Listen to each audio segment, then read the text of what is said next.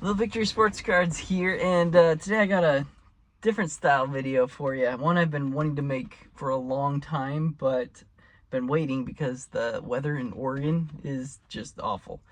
But you know, it's about a story I have from my hobby journey, and it has to do with the COVID boom and everything. And it's a positive experience, one that I'm proud of, and I'm excited to share with you guys. So I've been collecting since I was a kid, just forever.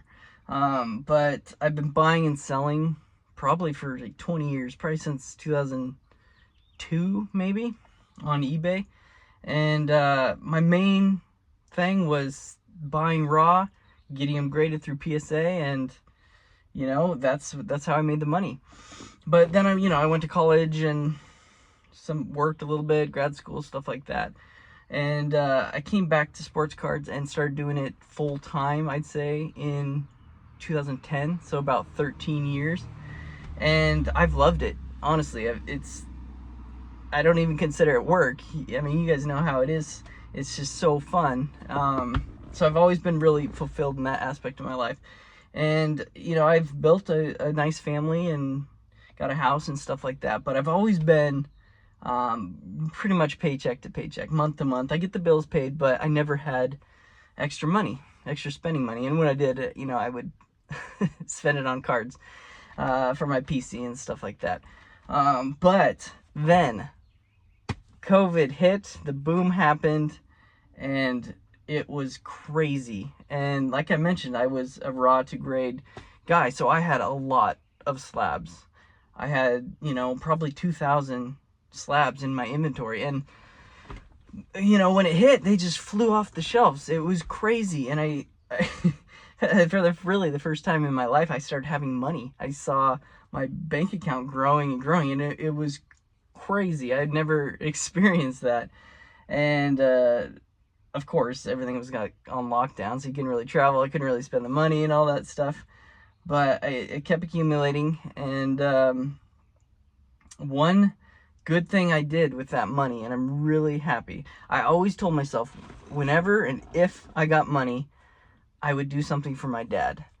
And when he was younger, he'd always he'd tell me this story that he loved this Ford Mustang, a 1965 Ford Mustang that he had.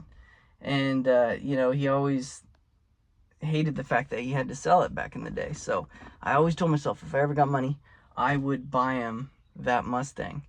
And so that was the first thing I did, and I'm so glad I did, to be honest, because otherwise I probably would have spent that money on modern silver prism refractors of John Morant and Zion Williamson, which I did a little bit, but I probably would have spent more on. So I found a seller in Oregon, and they were selling this Mustang that was almost identical to the one my dad had. So I went ahead and bought it for $17,000 cash, which seemed like a lot, but like I said, I'm really glad I did.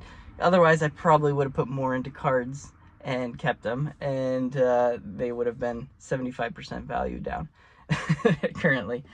And that moment, that was one of the best moments, I think, in my life, was just being able to hand the keys to my dad and give him the Mustang. You should have seen his face. It was incredible. And that was a moment I'll never forget. I'm really glad I had that opportunity to do that. Especially now, because, you know, I made really good money during the peak, but what I also did was reinvest back into sports cards, a lot of it. I also had a lot of other expenses, you know, high taxes from all the sales, and my wife lost her wedding ring. That one was kind of brutal, because you know, you're not gonna make your wife rebuy her own wedding ring back, so I got her a new one. Just painting the house projects, stuff like that. So money, my bank account went all the way pretty much back down, but I had a killer PC collection that I accumulated. But so in that moment, I'm really glad I took the opportunity to do that for my dad. But let's take a look at this cool car. I borrowed it from him for the day, drive it around. It's awesome. It really, I love how it's all original. It's almost like a ivory white color with like a cherry red. Pony seats, pony leather interior. It's really cool. I will flip the camera around and show you. All right, so here is the beauty. It's 1965 289 V8. It's got some power to it. I love how it's just all original. And even still, you know, got the cassette player. Luckily, I found my cassettes from when I have growing up. You know, we got some Pearl Jam Live, Stone Temple Pilots, Soundgarden, Nine Inch Nails. I definitely enjoyed the kind of grunge alternative scene. But let's go ahead and start this bad boy up. Did have some kind of wiring issues, so we kind of put in a push to start. And we went from there. All right, let's start it up.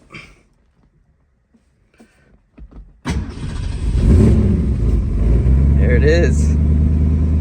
I love that sound for sure.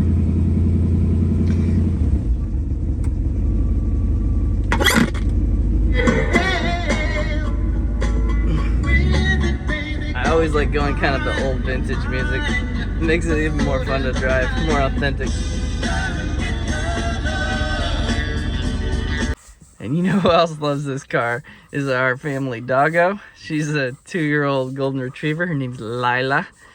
And she's extremely energetic, but just like the best family dog.